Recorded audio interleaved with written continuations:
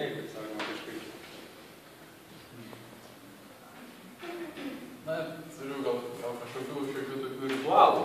Šiaip prisižiūriu mitybą, ypatingai prieš varžybas kelias dienas, tai stengiuosi vėlai vakare nevalgyti, stengiuosi valgyti visiškai be jokių padarų, tik vištiena, ryžas.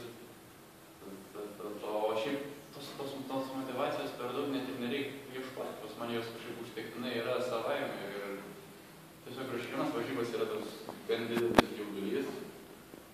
Taip pat esu ganėtinai religingas, ne toks kaip Džeberas, kuris išvažiavo, bet pasimeldžiu visą laiką prieš varžybas ir tiesiog tokie ritualai yra. O tai kas įkvėpia? Ką? Kas įkvėpia? Būtent su aistra žaisti.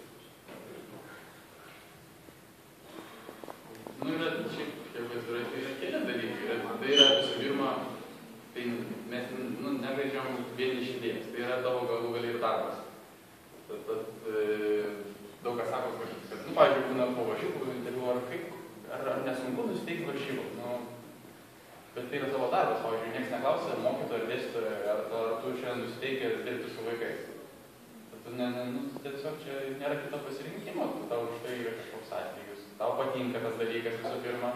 Ateina žiūrovus, tu nenori jų nuvilti. Nes vis tiek ateina žiūrovai, kurie galbūt iš paskutiniųjų nusiperka tą bilietą, kad pamatyti tave ir tu ateini ir tu nesistengi, tad reikia gerbti ir juos.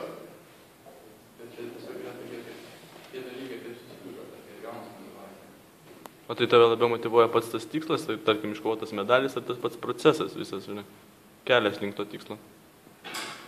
Be abejo, galbūt tikslas. Nes, kaip sakau, esu gan krepšinio terminais vidutinio gal amžiaus, jaunąją galbūt pusę ir norisi kažką laimėti, kad tave prisimintų herojų, ne vien, kad tai buvo toksai lakstė.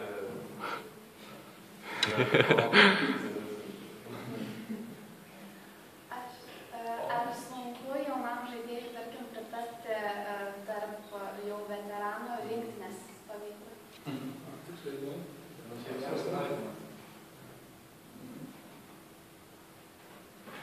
Na, čia gal daugiau nuo pačio žmogaus priklauso ir nuo tų vyresnių. Bet ar sunkiai priema tos? Jo.